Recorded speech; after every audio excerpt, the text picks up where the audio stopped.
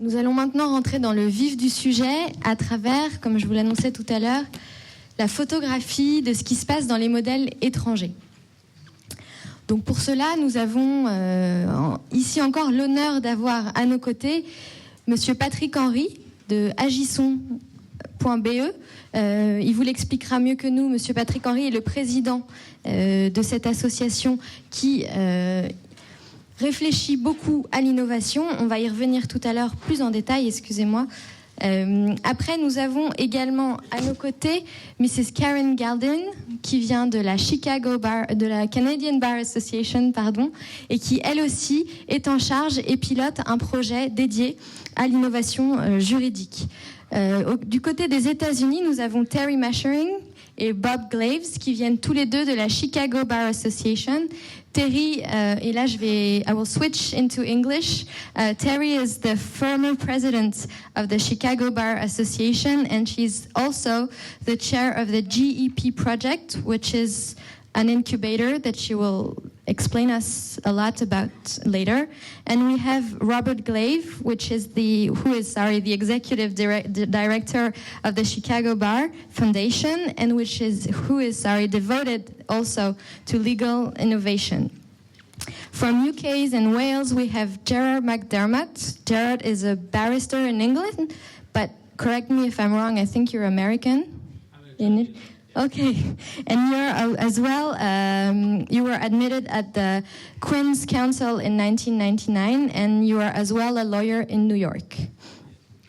Okay, so what I suggest is maybe for Terri and Bob to speak first and present us the GEP project, Terri, and maybe Robert, you can tell us more about the access to law in the States and also about education of young lawyers. And then we'll have maybe Mr. Karin tell us about your innovation project, the regulatory context of your country, and the several initiatives that you have taken. And it will be the same for you, Mr. President Henry, and for you, Mr. Gerard McDermott, if you can. Thank you. Bonjour. Bonjour. Je voudrais vous raconter une histoire. And now en anglais. My story begins as so many do. It was a dark and stormy night. You remember 2010, storms in the economy, storms in the legal profession, storms in access to legal services. Into that storm graduated Joe. Meet Joe. Joe was a law student who graduated in 2009 with good grades and a strong interest in serving the neighborhood that he grew up in the south side of Chicago. He had no idea, though, how to start a practice. He had friends who were hanging out their shingles and starting their own practices, but how to learn how to be a lawyer and start a law firm at the same time, it was daunting. Meet Maria. Maria lives on the west side in a 3-flat with her kids. She has a job, but she needs the rent from the tenants in the 2 apartments to make ends meet. Then she has a dispute with one of the tenants and wants to evict the tenant. What does she do? She needs a lawyer. She goes down the block to the lawyer on the corner. He wants a huge retainer and can't tell her how much it will cost in the end. She tries legal aid, but they tell her she makes too much money to qualify for free service. She looks online and finds some forms, but is terrified about representing herself. She needs a lawyer, she can't find one, and she feels like she's been through the ringer looking for one.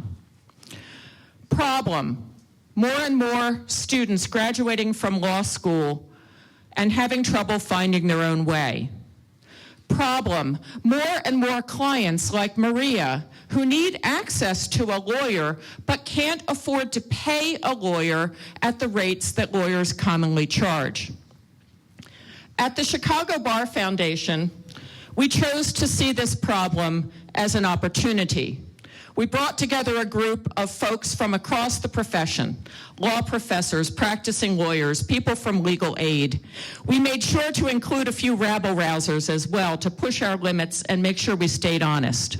At the center of it all was the Chicago Bar Foundation, with a proven record of taking risks, innovating, and most of all, getting things done. We wanted a solution that would be innovative. We looked to what business and tech was doing. We looked to what law schools were doing. We looked to big law and small law. We looked at legal aid. We wanted a solution that would be innovative and that would have scale. We wanted to design new ways for the Joes of the world to serve the Marias of the world. We decided on an incubator.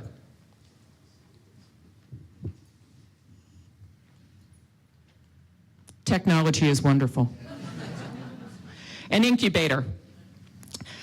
The Justice Entrepreneurs Project, or JEP. Now, I could talk all day about the JEP, but they only give me 8 minutes. So let me tell you about 3 things that are key to our success. Number 1, our space. We have a space very much like this in Chicago, and a powerful thing happens when you bring a group of smart people together in a common space around a common idea.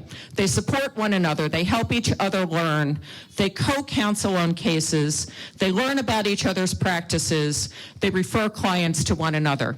At the JEP space, we now have 3 classes of 10 lawyers each, 30 lawyers in all at any given point in time, an 18-month program where we train lawyers how to open their own law practices using new innovative ways to serve the Marias of the world. Number 2, pro bono. Technology truly is wonderful. There we go. Pro bono. Our lawyers spend 20 hours a week during the first 6 months of the program serving in a pro bono office. Why do we place them in a pro bono office? 3 reasons. They gain experience, they have mentors who can teach them how to practice in the area that they're interested in, and they start building a referral network. The JEP lawyers annually provide 9,000 hours of pro bono service through this program. 3, our partners.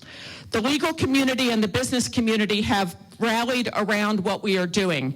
They donate their products, they donate their services, things like case management software, training in marketing, training in accounting, how to run a business, how to set up a law firm, how to practice law ethically. We don't teach them how to practice law, but we teach them how to start a practice. And our product, the Jeepers. 45 so far and counting. Every 6 months we graduate a new class of 10. We're about to graduate 10 and start 10 more. We give them space, we give them training, we push them to innovate, and boy, do they. Let me tell you about 3 of them. John. John came to us without a good idea of what he wanted his practice to be. We placed him with a group called the Lawyers Committee for Better Housing, where he represented landlords like Maria and tenants who had disputes with their landlords. Now John has a thriving landlord-tenant practice where he represents both landlords and tenants. He does it on a flat fee, unbundled basis. He lets the tenants do the work that they can do, the clients do the work that they can do, and he does the work that requires a lawyer, and it's all on a flat fee so the clients know how much it will cost at the start.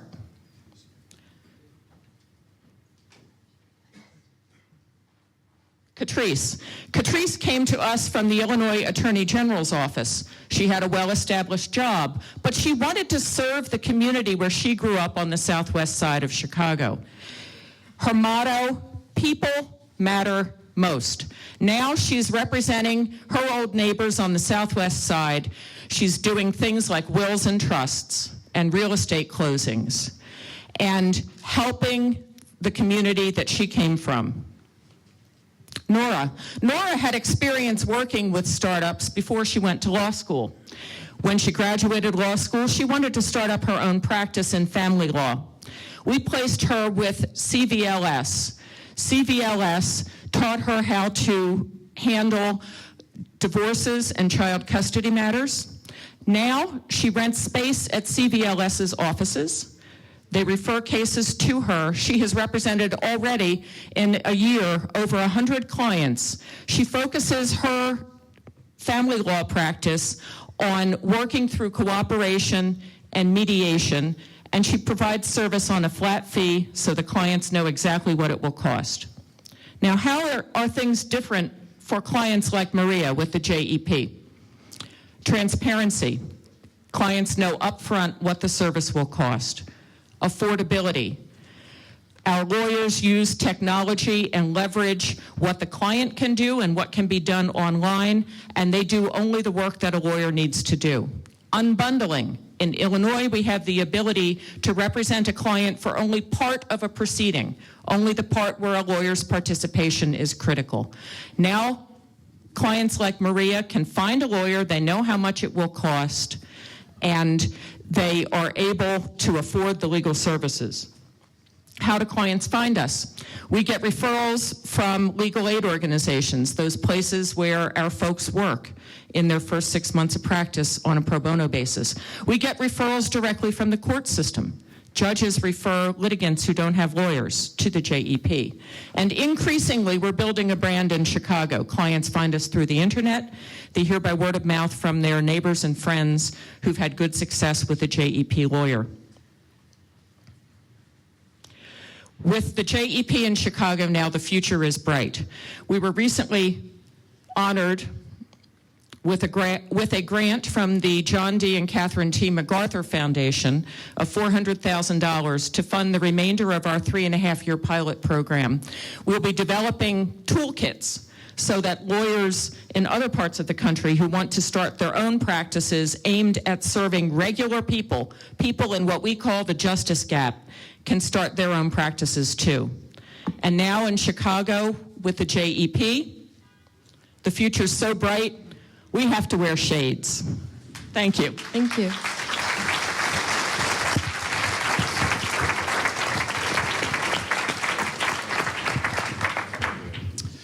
Okay, so I'm going to give you a little bit more context about, bonjour, excuse me.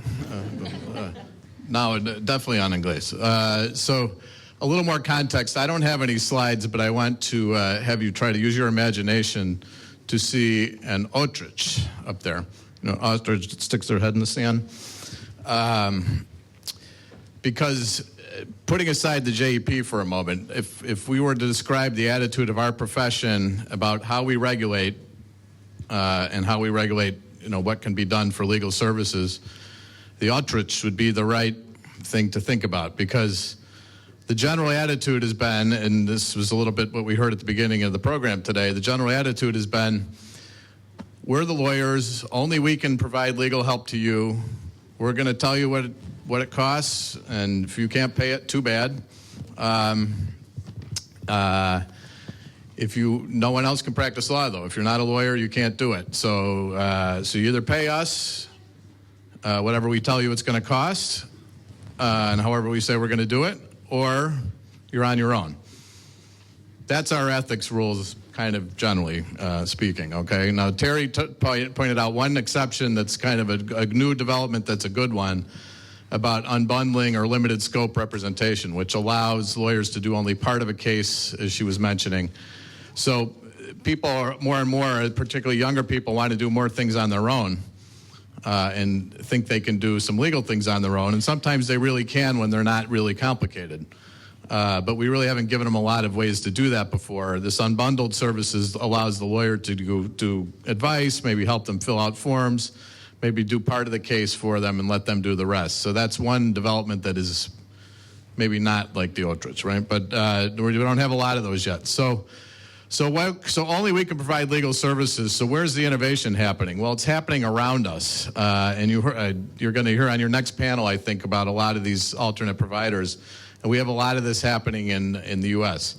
So you can't provide legal services, but you can provide legal information as a company, as a for-profit company. So we have LegalZoom and Rocket Lawyer that are companies that are on the internet. They advertise. They have a lot of money coming in from outside. Another part of, we're not allowed to do any investment from anybody but lawyers. So only lawyers can own law firms in the U.S.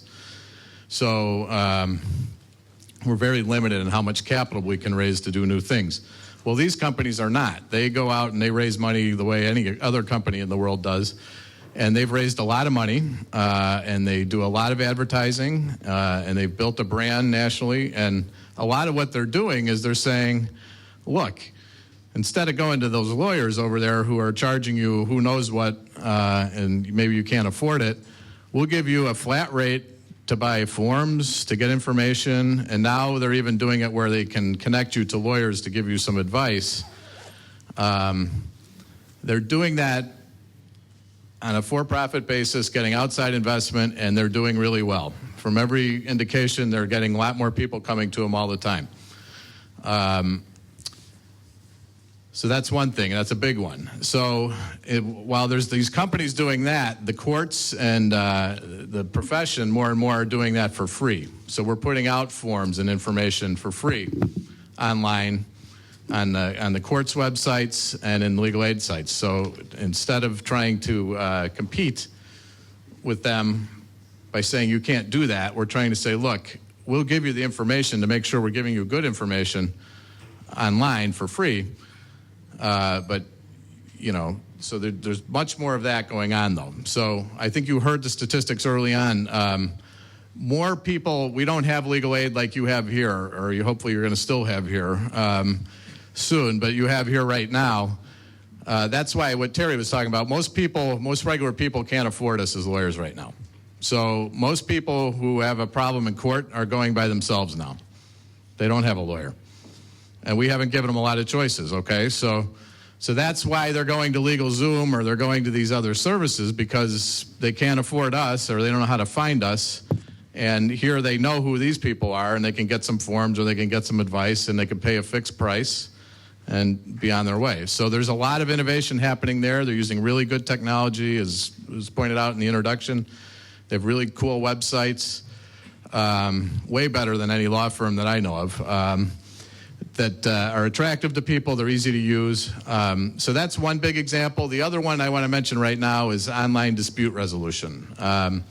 So this is another thing that's starting to build up, where companies, again, for-profit companies who are raising investment from outside are getting online more and more, and people go on there and just skip the court system altogether. They skip the legal system altogether. So they got a dispute. They want to resolve it, they can go online, they can pay a fee, and have it resolved online through a mediator, and never, ever see any of us in this room. And that is also making a lot of money. Lots more people going to that. So those are just two good examples of what's happening where, you know, these are not so-called practice of law, but they're providing basically legal kind of services that are outside of our regulatory scheme. And more people are going to those, and it seems all the time more and more people are going, and less people are going to lawyers. So it's the problem that was set out at the beginning. So the JEP is our response to try to start coming up with some models for people, lawyers, to learn how to do this, to use some of these same principles and be able to make a living helping regular people get access, and hopefully that will spread. And that's so great to see you doing that here. And in a space like this that has innovation written all over it, which is great, this is what we all need to do. But we all need to go out of this room and get the rest of our profession to get on board too, because most of our profession is still the ostrich. So they, particularly, I'm 50 years old, so anybody my age and up is kind of like, you know, it's working okay for me. I'm not that worried about it. Why would I change the rules right now that might end up messing up my practice? But really, what we need is to really look at how we're doing this and how do we look at these other options out there for people and bring them to where we can provide them, or we can have them be part of a responsible part of a solution that we are at the center of still as a profession. Because after all, we're all about justice and about helping people get access to justice. How can we do that together? What do we need to do to our regulatory rules? So they move really slow in the United States. We have 50 states. Everybody does it their own way.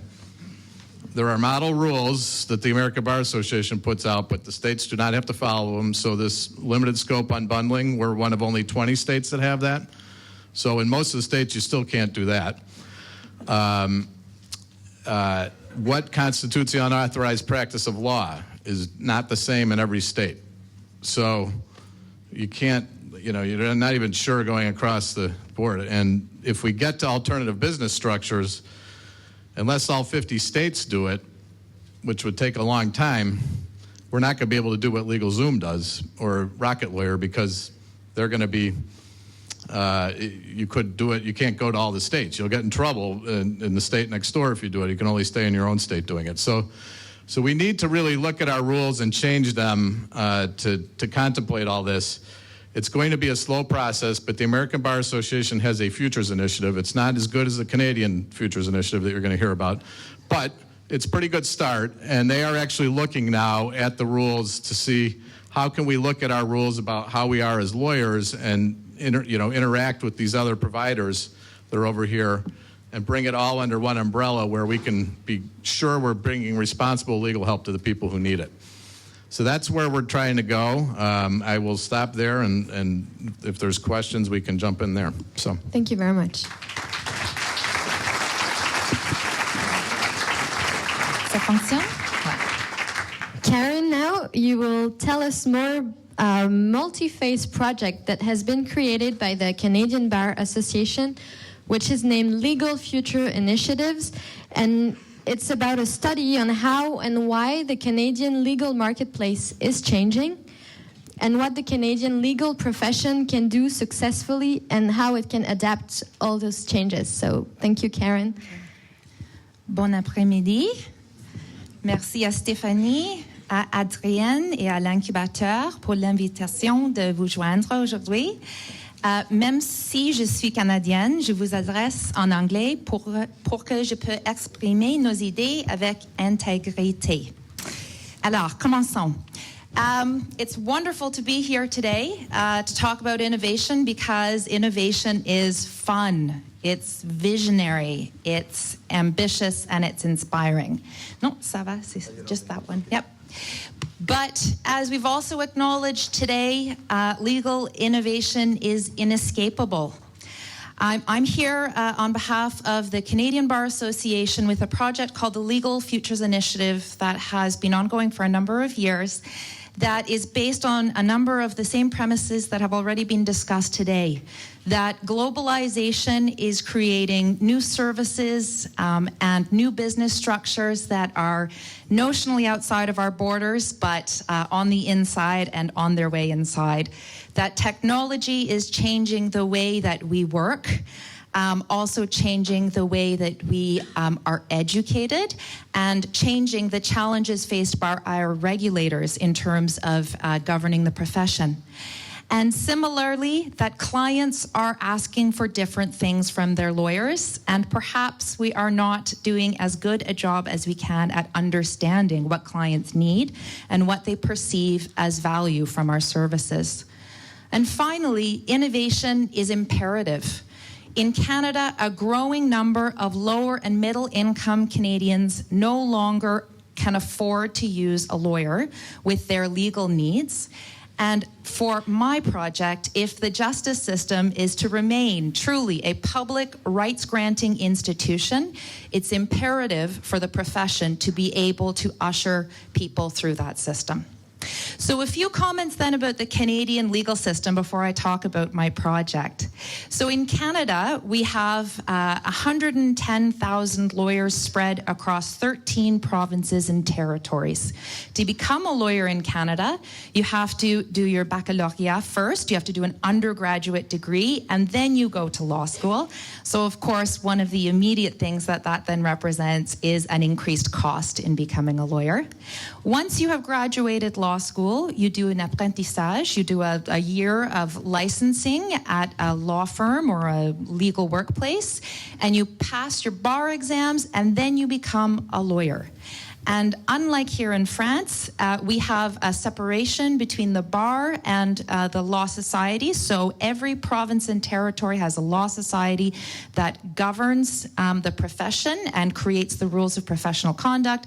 And the Bar Association simply advocates for the profession. So despite the fact that we have over 100,000 lawyers in Canada, the Canadian Bar Association represents 37,000. And that's the constituency that authorized us to undertake this project. What else do we know about the Canadian legal profession? Well, some of this might sound familiar, but we have a profession that is largely made up of senior members of the bar. We also have a profession that is made up of largely urban lawyers, but surprisingly, those lawyers work predominantly in small or sole practices, not in large law firms. And we also have a continued inability of the Canadian legal profession to be representative of the population in which it works and lives. So I can say those things about the Canadian legal profession, but I should also point out that in Canada we have very little data about either the legal profession or the legal marketplace. No one is able to put a number, for example, on the amount of legal spend in Canada, although I am told by American counterparts that it's very small. And we also know very little about the profession. So our law societies collect very basic information about licensed lawyers, but beyond that we have no academic centers of study, and we have very little inquiries into what clients want and need. So as you know, lawyers love evidence, and we have had to build a case with the best information available to us. So what did the CBA's Legal Futures Initiative do? I'm going to spend a few moments talking then about our process, because we do very similar work to what you've done here at the L'Incubateur, but I think our process is something that has allowed us to learn even more about how to facilitate innovation. So the first thing that we did was we scanned existing research and we commissioned new research. Some of that included doing studies with client groups so that we could understand what it was that they wanted from lawyers and be able to explain that in a somewhat comprehensive way. You cannot offer any visions for change unless you can describe where you've come from. So it was very important for us to be able to take that scan of the Canadian legal profession. And all of those reports are available for the public on our website at www.cbafutures.org in both French and English. So after having done that research, we then pulled out the issues that we thought were of most importance for change, and we did consultations. So we went across Canada for a year. We did not turn down an invitation. We invited ourselves to as many places as we could go. We met with lawyers in big firms. We met with lawyers working in-house. We met with law students. We met with client groups. And in each of those circumstances, we had conversations around, what do you think about the prospect for change? What are you hearing from your clients? What do you think about these prospects and these possibilities? What are you reacting to? So one of the main things that we learned through that consultation was that we assumed that many people were aware of prospects for innovation and prepared to talk about them with us, but lawyers are busy, and we needed to be able to do a lot of educating. So our consultation served a dual purpose of raising awareness about prospects for change as well. After having done that, we polled about 30 people with expertise in the areas of legal education and training, regulatory reform, and business structures, and we asked them to synthesize everything that they'd seen, heard, and read into a comprehensive report. And that's the report that we issued last August. And the final thing that we did was we encouraged our report writers to be bold. Because if you want to push people towards change, you have to give them something controversial to talk about, and you have to be able to demonstrate your ambition. So having done that bragging about our report, let me offer then a few words about what it was that we predicted. So remember again, this is the National Lawyers Association from Canada. We don't have the ability to implement these changes because they are all within the realm of other stakeholders, but we certainly have some ideas about what we'd like to see happen. And so the first one, the sexiest recommendation that we made was that lawyers in Canada be able to work in conjunction with, so as with business partners, have investment by and deliver services in conjunction with people who are not lawyers. So we recommended that ABS be allowed in Canada. And we were very careful with that recommendation to take the rules, the professional rules, and to redraft them. So we did a historical analysis of the rules and found, for example, that perhaps some of the underlying assumptions behind those rules had not been revisited in a number of years, say 100, 150 years. So we offered a way through with those rules so that we weren't simply preferring an idea, but we actually provided a roadmap. We also recommended that legal workplaces be regulated as entities. In Canada, the individual is regulated by the Law Society on a reactive basis. We wanted to be able to acknowledge the fact that where you work has just as much an influence on how you interact with your client as your individual responsibilities. So that's an initiative called entity regulation, which looks at ways in which legal workplaces can satisfy regulators around principles and objectives that can be wide-ranging, ranging from access to justice to conflicts management to diversity in your workplace.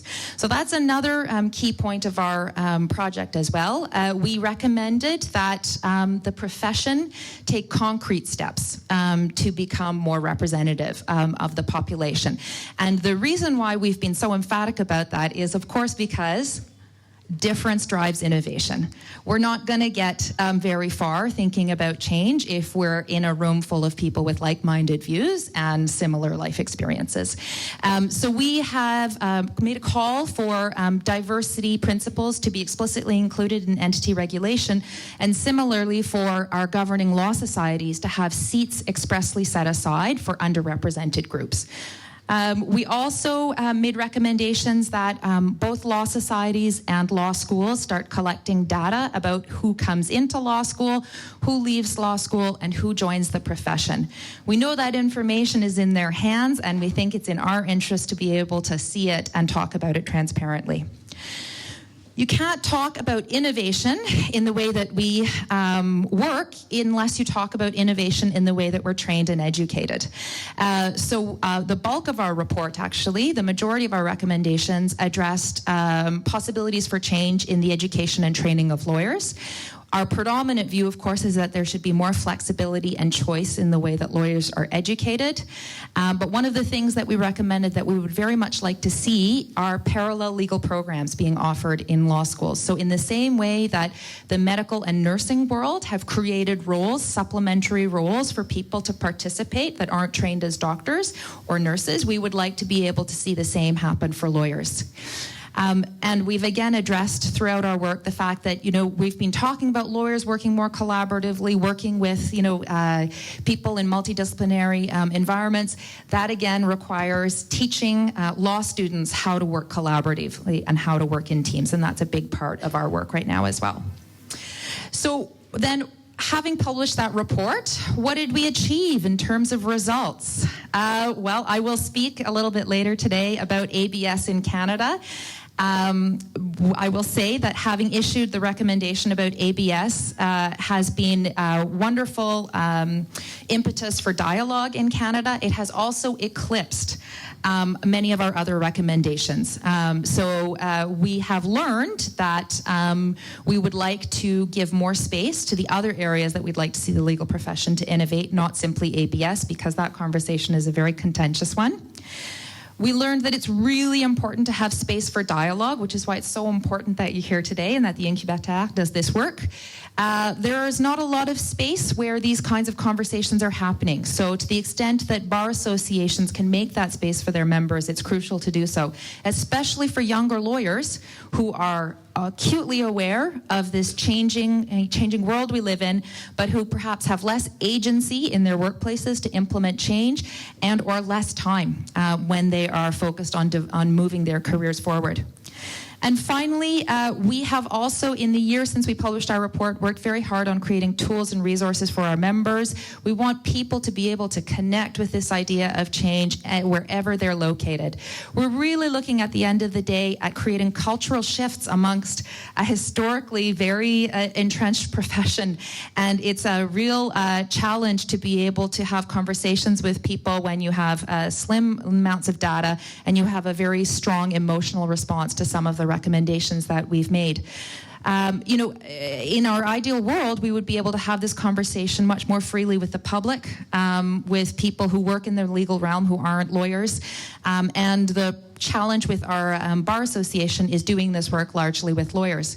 But to the extent that we can put a mirror up to lawyers' faces and ask them to take a second look or to look at themselves from a different angle and ask themselves, is there a different way of doing something? That's what we're happy to be doing in Canada. Thank you. Thank you very much, Karin. Monsieur le Président.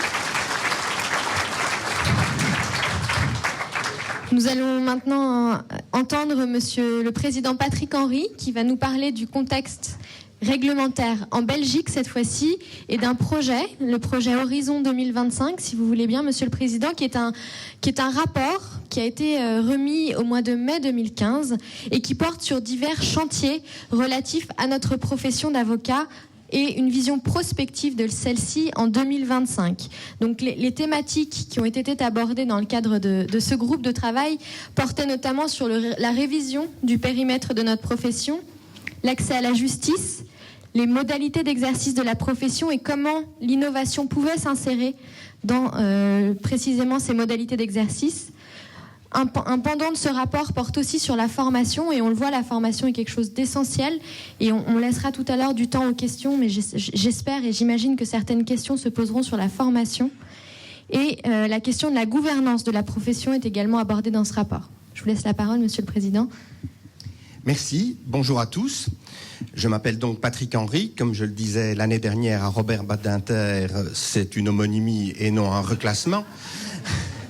Et je suis le président des avocats belges, francophones et germanophones. Agissons, c'est un hashtag. En ma qualité de président, j'ai adressé hier un message de solidarité aux bâtonniers Potier et Sûr, aux présidents Edoux et Bollet. Si assurer la défense des plus démunis est l'honneur de notre profession, il n'est pas acceptable qu'alors pourtant que les avocats qui assurent ce service sont défrayés de façon dérisoire, on demande en plus à la profession de la financer. Et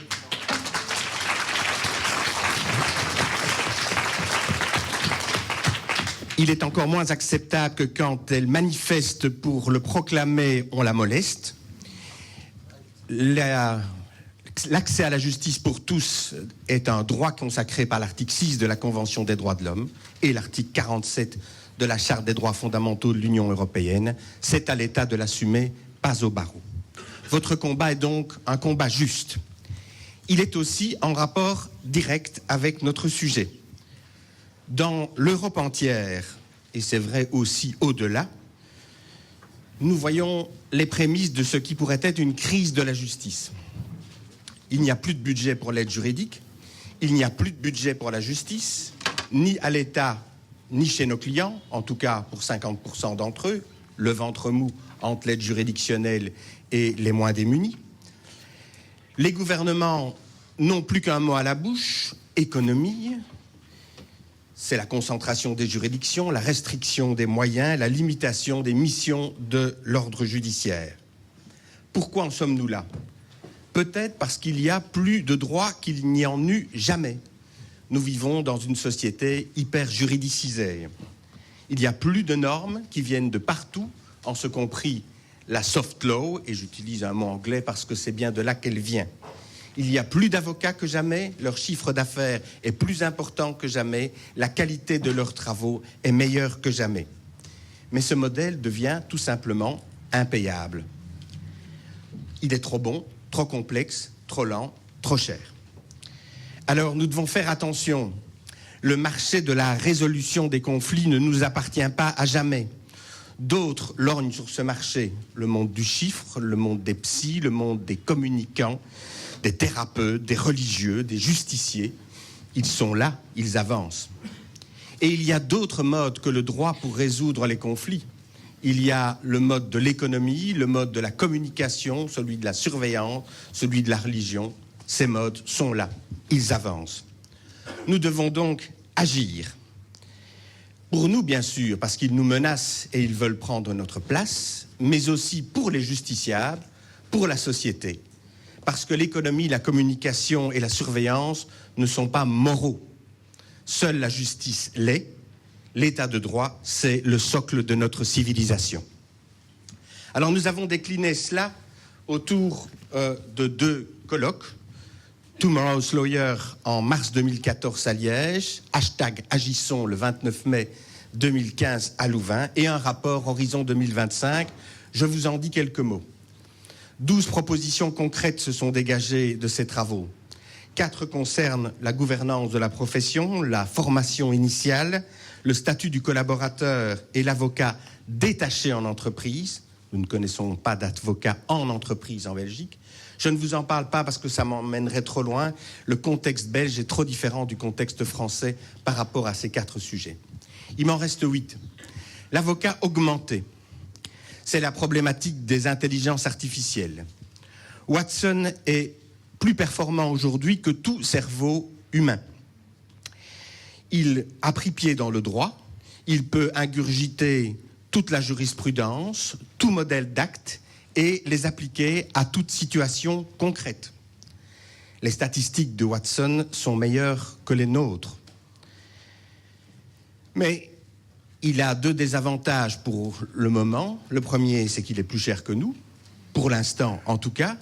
Le second, c'est que si Watson est meilleur que nous, il est moins bon que nous avec lui.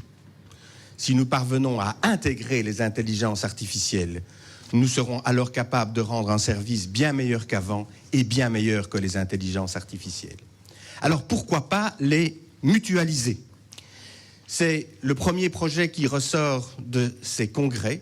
Un groupe de travail planche actuellement sur l'élaboration d'un cahier des charges qui nous permettrait d'acquérir des intelligences artificielles pour les mettre à disposition de l'ensemble du barreau. Deuxième thème, l'avocat spécialisé. Pourquoi ne pas imposer la spécialisation pour permettre un service meilleur, pour permettre un service moins cher? Rapid Solicitor dont vous parlait Thierry Vickers tout à l'heure. C'est quand même un peu difficile, en tout cas dans les petits barreaux, dans les arrondissements peu peuplés, il faut bien l'admettre. Nous devons aussi penser à eux. En revanche, il est impératif de favoriser la spécialisation et peut-être plus encore de la développer et de la faire connaître. Nous voyons apparaître aujourd'hui une profession de courtier en droit, courtier en avocat, la profession qui cherche l'avocat dont vous avez besoin. C'est aberrant. Pourquoi ne sommes-nous pas capables de porter ces informations nous-mêmes à la disposition du public? Troisièmement, l'avocat dématérialisé. À l'heure de la digitalisation de la documentation, des communications électroniques, des vidéoconférences, des mails, des Skype et autres, WhatsApp, y a-t-il encore besoin de bureaux? En tout cas de bureaux au sens classique où nous les connaissons. Ne peut-on s'accommoder de structures partagées? C'est aussi ce sur quoi travaille un groupe de travail, en veillant au respect du secret professionnel, de l'indépendance et des règles applicables en matière de conflit d'intérêts. L'avocat financé, c'est la question lancinante de l'ouverture à la multidisciplinarité et au capital externe. Pour financer Watson, la porte a été ouverte au cours de nos congrès pour être aussitôt refermée ou en tout cas seulement entrouverte. Parce qu'il y a cette barrière de l'indépendance et du secret. Nous nous orientons plutôt vers une solution à la française. Désolé Thierry, je ne sais pas si tu es toujours dans la salle. Une ouverture tout à fait limitée uniquement à un capital, je dirais, familial. Cinquièmement, l'avocat éclaté. C'est la question de l'extension du périmètre de notre profession Et ce fameux grand écart entre la sauvegarde de nos fondamentaux, l'indépendance à nouveau, mais aussi la volonté de faire percoler notre déontologie partout où il y a du droit. Le débat n'est pas achevé. Le groupe de travail s'est arrêté à la notion de commercialité, frontière que nous ne pourrions franchir. Mais est-on sûr que cette frontière va subsister ? En Belgique est actuellement en chantier un nouveau projet de code de droit économique qui reposerait sur l'idée de la suppression de la notion de commerçant et son remplacement par la notion d'entreprise. Est-ce que cela n'entraînerait pas un bouleversement aussi pour notre profession ? Je crois donc que ce débat du périmètre va encore nous occuper pendant un certain temps. L'avocat au féminin, un constat, 75%, 75, excusez-moi, des avocats qui prêtent serment sont des femmes.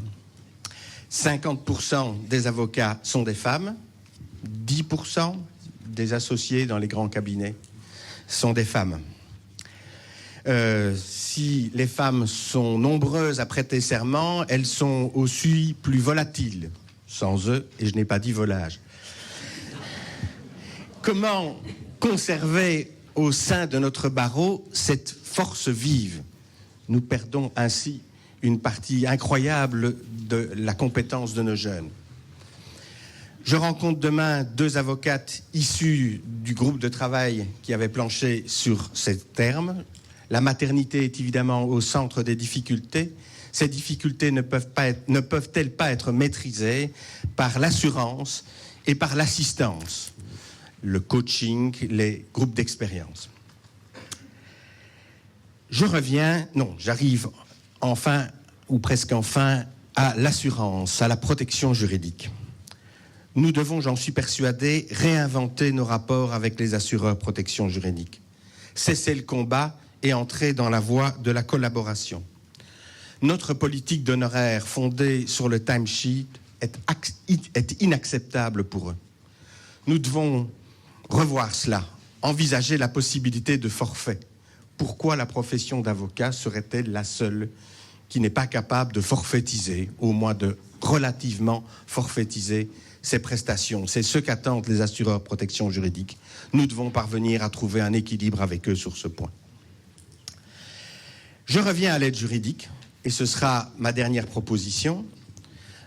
Nous savons qu'au Canada, des cabinets sont entièrement dédiés à l'aide juridique. Ce sont des avocats d'État, ils sont payés par celui-ci. Pourquoi pas nous inspirer de cette expérience ? Avocat d'État, c'est probablement difficile dans notre culture, la vôtre et la nôtre, parce que l'indépendance ne s'y comprend pas de la même façon qu'au Canada, mais nous pourrions parfaitement avoir des avocats de barreau, rémunérés par le barreau, ou des systèmes d'abonnement. Je pense que des expériences pilotes peuvent être tentées, l'heure est là. Tout ceci ne sont que des projets à ce stade. Il me reste 1 an de présidence pour essayer de les mener à bien. Rendez-vous donc dans quelques mois. Je conclus. Dans le Macron-Taubira, y a-t-il du bon ? C'est une contrepétrie en plus. Leur diagnostic n'est pas tout à fait faux, convenons-en. Leur thérapie, celle qu'ils entendent vous appliquer, est mauvaise. Mais il en sera toujours ainsi si nous laissons les autres agir à notre place. Alors prenons nos affaires en main, agissons.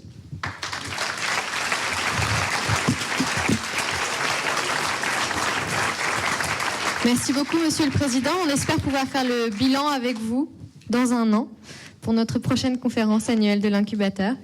Merci beaucoup. Maintenant, nous allons entendre Mr. Gerard McDermott, who will now talk about UK and Wales. Please, Gerard. And I hope I have a presentation somewhere Yes, that you may do. make You its should appearance have. in a moment. Yes.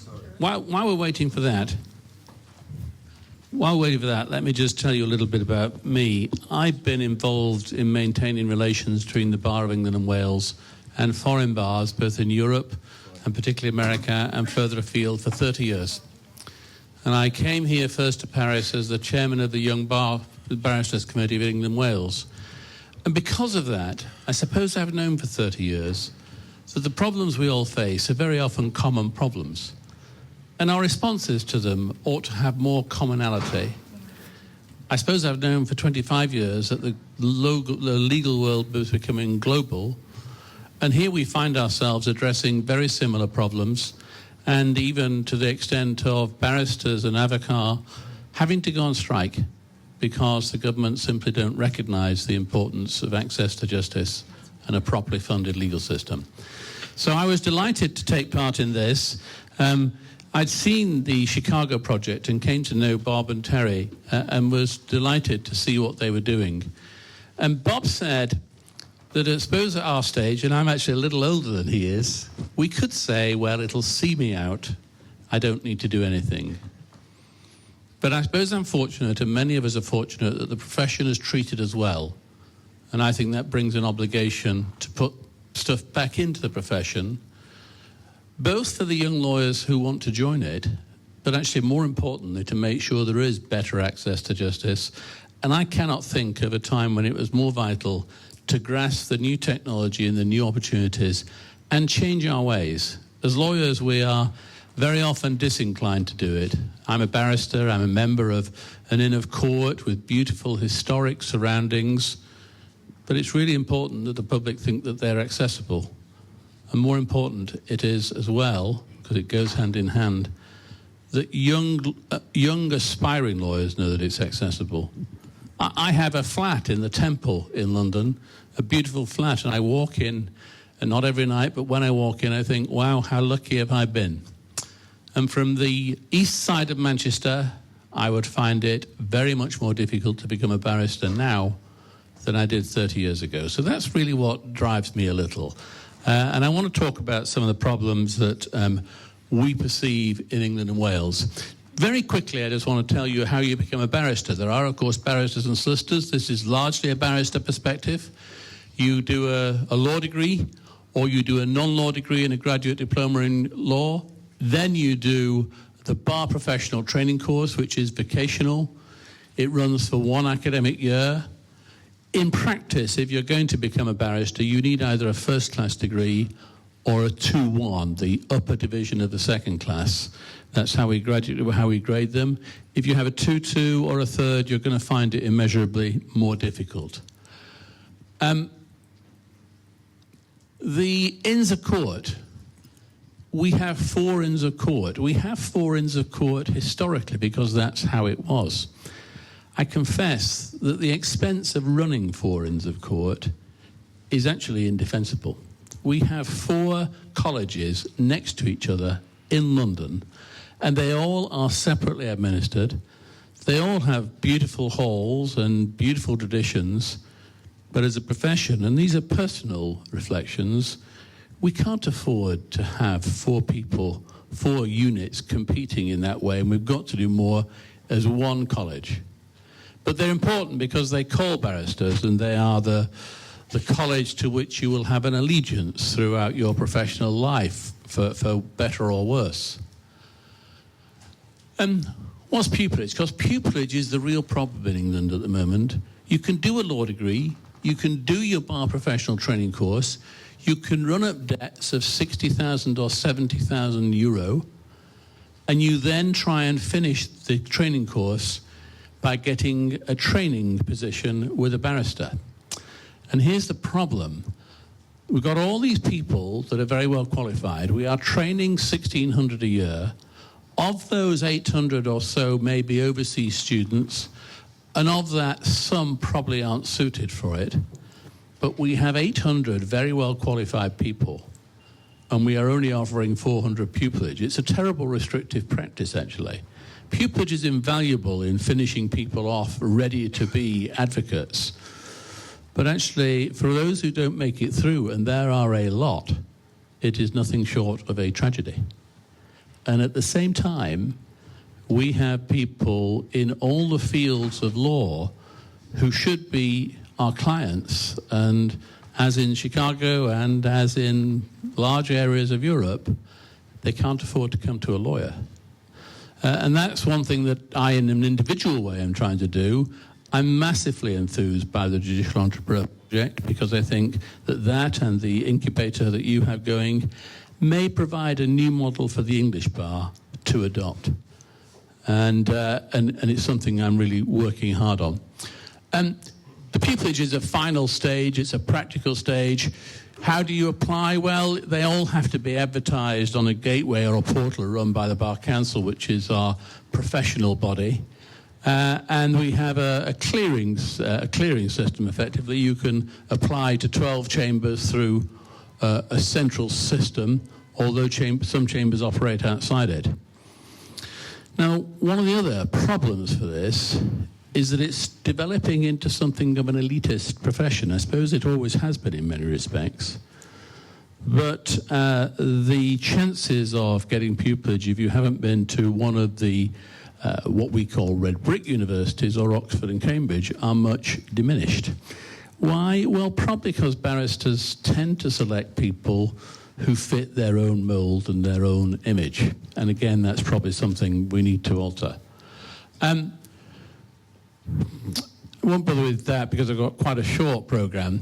Pupillage is split into 6 months as a non-practicing stage where you simply learn the trade with a barrister, and then a practicing stage.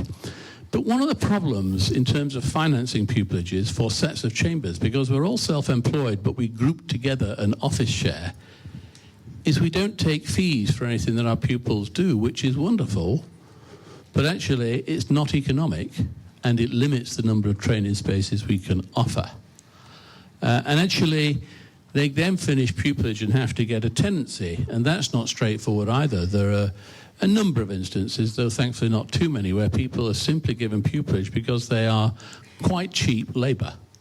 And then when it comes to seeing if they can get a tenancy, a professional seat to practice from, they don't. That is, as I say, thankfully comparatively rare.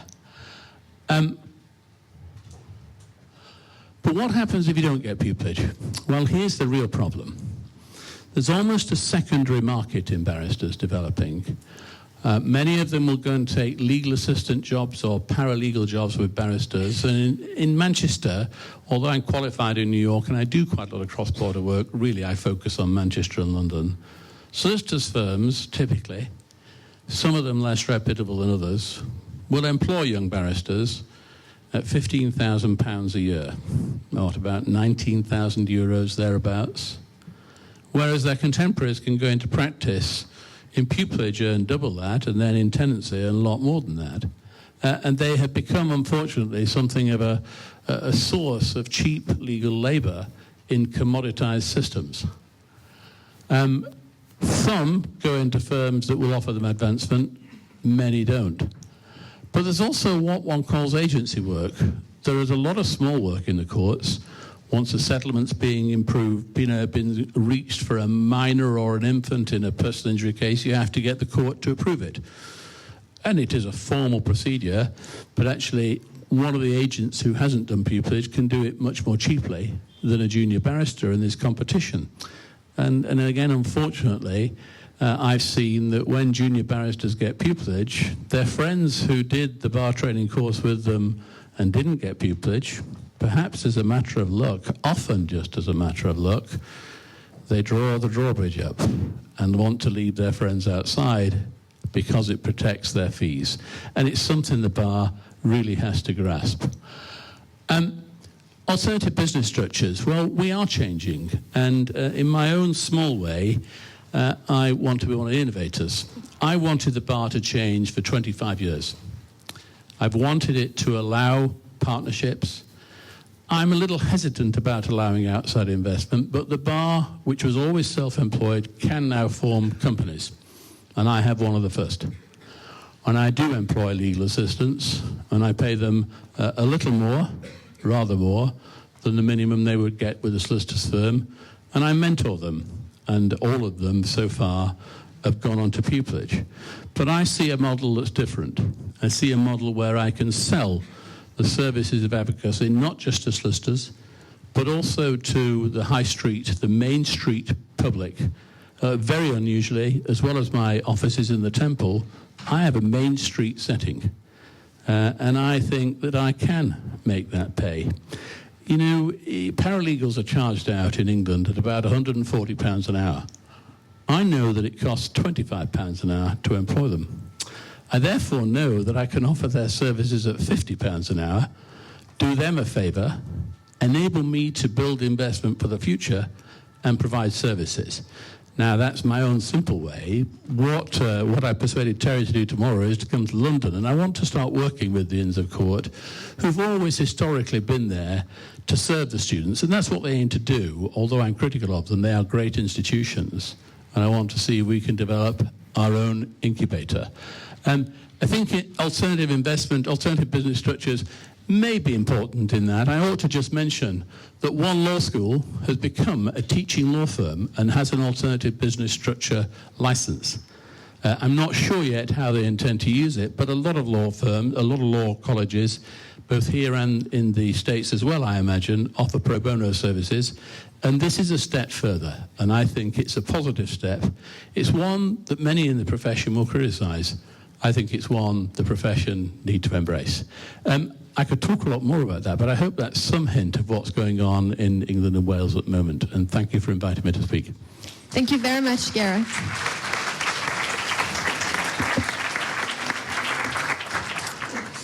We had prepared several questions, but since time really flies, I would rather ask the public if anyone has question for our panel here. For sure. Thomas? I have a question for our colleagues in Chicago. Thank you. Tom McDonald, member of the Paris Bar LC, also the New York Bar. For Terri, obviously we've been talking about assistance in the context of sorry, is it working? Okay, in the context of civil matters. I imagine that in Illinois, much as in New York, criminal matters are dealt with by something like a public defender's office, and which is funded by the state. But my question is for the funding for your Justice Entrepreneurs Project. That's funded by the dues of the Bar Association, or how? It's funded, the initial majority of the funding came from what we call in the States a Cypre award. And a Cypre award is an unclaimed portion of a class action settlement, which the court then has some ability to direct the use of. And typically what will be done when there's a settlement in a large class action case, if all of the claimants who care to come forward to collect their recoveries collect and there's money left, then the judge has some discretion and the lawyers in the case can give some direction what type of organization the money should go to. There were some sizable awards that came to the Chicago Bars Foundation, which Bob GLAVES runs, and those were directed to be the seed funding for the Justice Entrepreneur Projects. Now, over and above that, there are two things that we do. Number one, I mentioned it's an 18-month program. There are 3 6-month segments.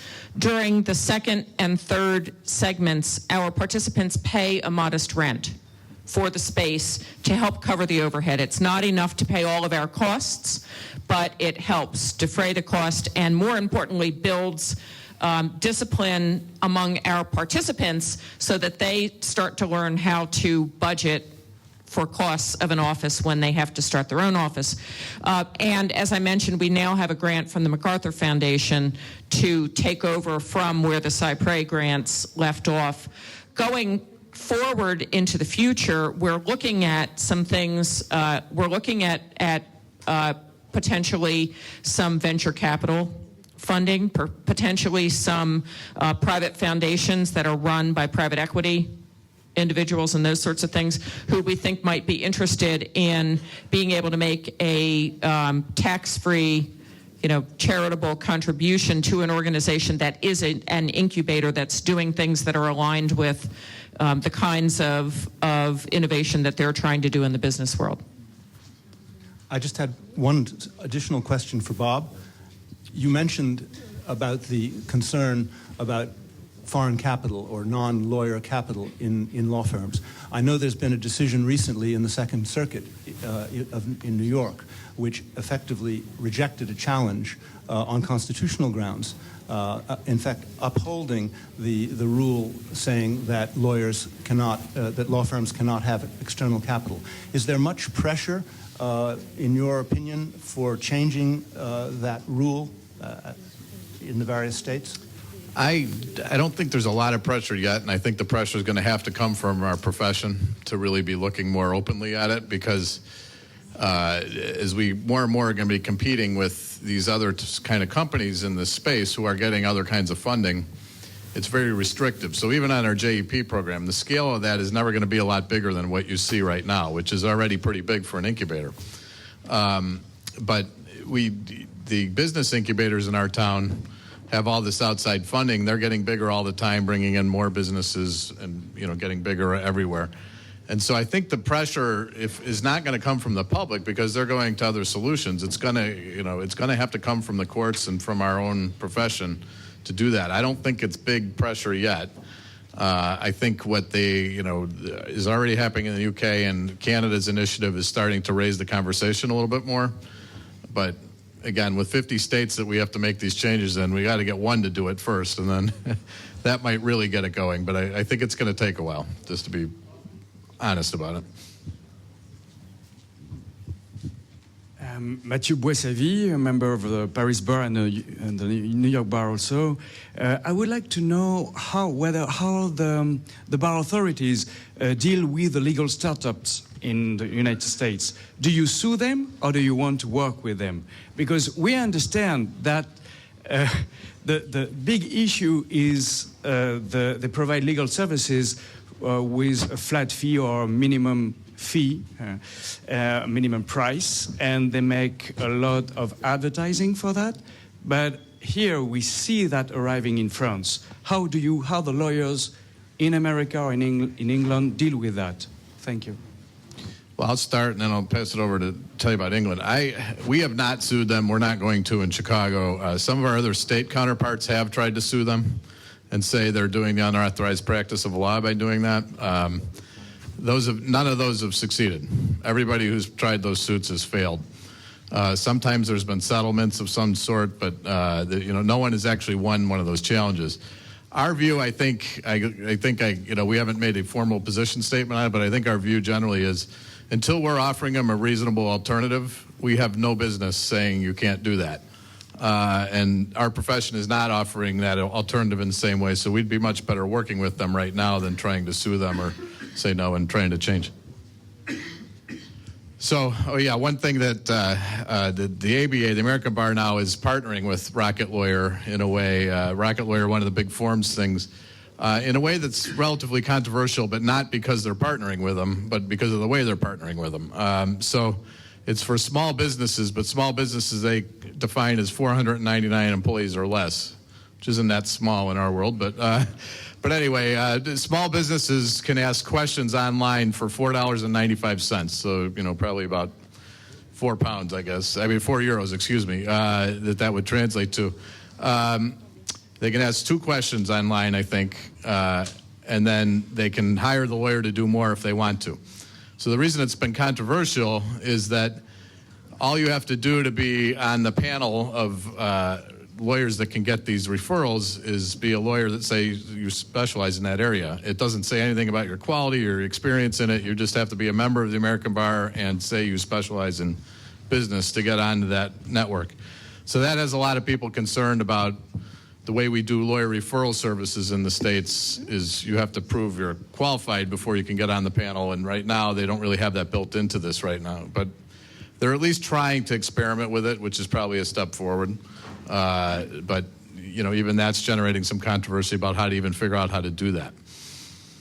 So, and in England and Wales, actually a lot of what you would classify as legal work is not regulated. So anyone can set up a claims management company and manage personal injury claims and negotiate them and get the medical reports and settle them. What they can't do is litigate them through the courts. Anyone can write a will. anyone can deal with those sort of things, and there's a lot of the sector that is unregulated.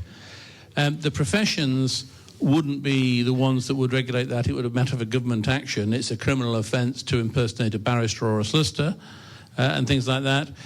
I'm a bit more radical than most, but I think we simply need to embrace them. This is a new way of doing business. Maybe we need to embrace them so as to bring them within the regulatory net. But, you know, it's a bit like Uber. Taxi drivers can complain as much as they want, but Uber has provided a service that people want at affordable price. When I came in from the airport last night, it cost me 60 euros. When I came across town with Uber rather than a taxi, it cost me about 6. I don't know what the price in the airport is, but my guess is it's rather less than 60 euros, and my guess is I get a nicer car. Thank you very much. I suggest that we go on with roundtable number 2 because we were really a bit in a hurry. Maybe later we can ask last questions. I would like to thank you very much, all of you. It was really very interesting.